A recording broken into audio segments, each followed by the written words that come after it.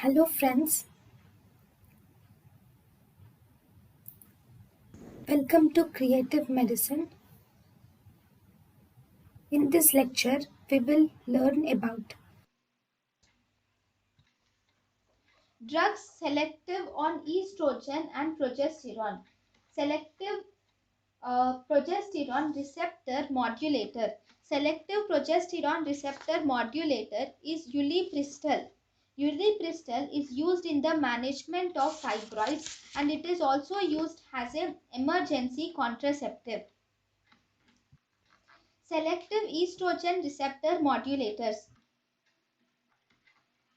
Selective progesterone receptor modulator is Ulipristal, which is used in the treatment of fibroids and it is used as emergency contraceptive.